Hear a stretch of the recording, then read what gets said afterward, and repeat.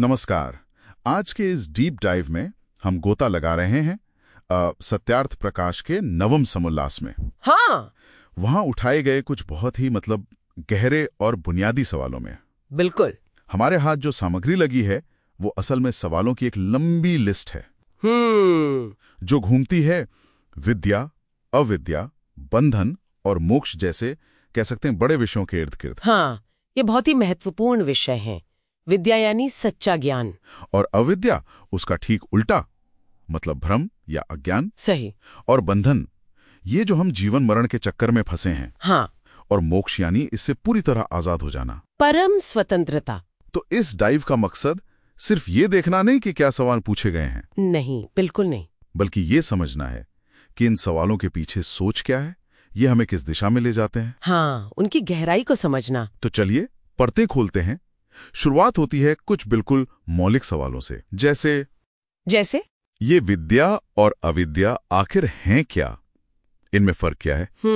और शायद सबसे बड़ा सवाल, मुक्ति यानी वो परम आजादी, वो मिलती कैसे है। बिल्कुल। और यहाँ जो बात ध्यान खींचती है वो इन सवालों का अंदाज है। हाँ, कैसा अंदाज। ये सिर्फ जानकारी वाले सवाल नहीं लगते, मतलब ये इंसान के वजूद, उसकी चेतना, अच्छा, और उस परम स्वतंत्रता की गहरी खोज से जुड़े हैं। हाँ, ये महसूस होता है।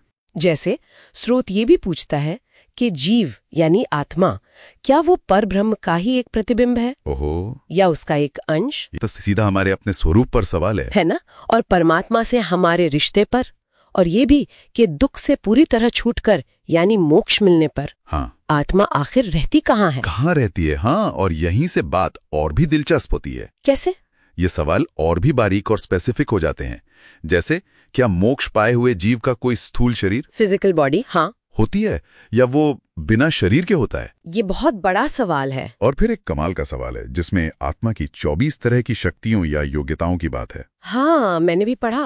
बल, पराक्रम, सोचने समझने की शक्ति, विवेचन जिसे कहते हैं, याददाश्त, स्मरण, इच्छा, ज्ञान वगैरह। क्या ये सब क्षमताएं मुक्त आत्मा में भी होती हैं? और ये सोचना कि मुक्ति सिर्फ दुख का अंत नहीं बल्कि क्षमताओं का बने रहना भी है। हाँ, ये अपने आप में एक अलग नजरिया देता है। सही कहा। ये सवाल हमें आत्मा के असल स्वभाव पर सोचने को मजबूर करते हैं, उसकी ताकतों पर, और इस बात पर कि क्या मुक्ति हमेशा के लिए होती है, परमानेंट है। अच्छा, ये भी सवाल है। हाँ, क्या मुक्त होने के बाद आत्मा वापस इस जन्म मरण के चक्कर में फंस सकती है। स्रोत में इस बात का भी जिक्र है कि मुक्ति के विषय पर जैन, बौद्ध, ईसाई, इस्लाम, अच्छा, और भारत के दूसरे दर्शन क्या सोचते हैं, उनकी मान्यताओं पर भी चर्चा है। यानी एक तरह का तुलनात्मक अध्ययन, बिल्कुल अलग अलग नजरों से इस बड़े सवाल को समझने की कोशिश। ये तो काफी व्यापक है। हाँ, और ये भी पूछा गया है कि मुक्ति कितने समय तक रहती है, और वो चेतना की विभिन्न अवस्थाएं, हाँ, जागृत, स्वप्न, सुषुप्ति और तुरीय, इनका क्या मतलब है। अच्छा, कुछ और सवाल हैं जो सीधे हमारे अनुभव से जुड़ते हैं। जैसे हमें अपने पिछले जन्मों की बातें याद क्यों नहीं रहती। हाँ, ये तो कॉमन सवाल है। ये शायद हर कोई कभी ना कभी सोचता ही है। और क्या ईश्वर कर्मों के हिसाब से शरीर देकर इंसाफ करता है। कर्मफल का सिद्धांत। हाँ, क्या हम इंसान और पशु पक्षियों के शरीर में रहने वाली आत्मा एक जैसी ही है या अलग अलग तरह की। क्या ये सब यूनियां हमारे कर्मों का ही नतीजा है। और ये जन्म और मृत्यु में असल फर्क क्या है। इन सवालों का दायरा देखिए। कर्म का सिद्धांत, पुनर्जन्म का रहस्य, अलग अलग शरीरों में आत्मा का स्वरूप, और फिर मोक्ष तक पहुंचने का रास्ता। क्या रास्ता एक ही है? स्रोत ये भी पूछता है। हाँ, तो फिर इतने सारे अलग अलग रास्ते क्यों बताए जाते हैं ईश्वर तक पहुंचने के? अच्छा, ये भी है। फिर ये सवाल भी है कि अगर मुक्ति में शरीर नहीं होता, हाँ, तो आनंद कैसे महसूस करती है आत्मा? बिल्कुल। और क्या मुक्त आत्माएं ईश्वर से अलग रहती हैं या एक हो जाती हैं?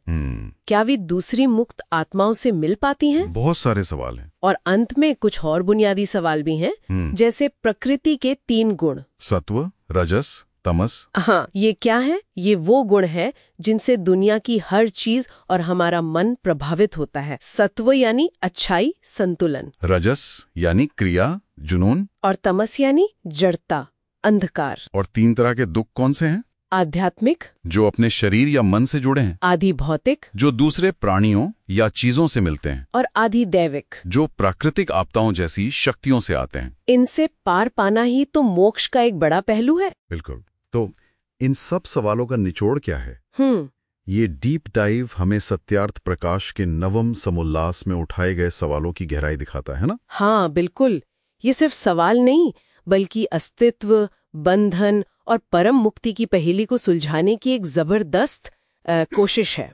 एक तरह से ये उन सदियों पुराने वजूद के सवालों में और गहरे उतरने का न्योता है। हाँ, एक इन्विटेशन है। और यहाँ एक सोचने वाली बात छोड़ जाते हैं सबके लिए। क्या? जिस बारीकी से ये सवाल पूछे गए हैं, अरे आत्मा की खास शक्तियों से लेकर दूसरे धर्मों के विचारों की तुलना तक, हाँ, वो स्पेसिफिसिटी ये दिखाता है कि जीवन का मकसद और इस बंधन से आजादी की राह को समझने के लिए अलग अलग परंपराओं ने कितनी मेहनत की है। सही बात है। तो ये सवाल है कि इस तरह के विशिष्ट, इतने नुकीले सवाल पूछना जीवन के उद्देश्य के बारे में सोचने के एक खास तरीके, एक विश्व दृष्टिकोण के बारे में आखिर क्या बताता है?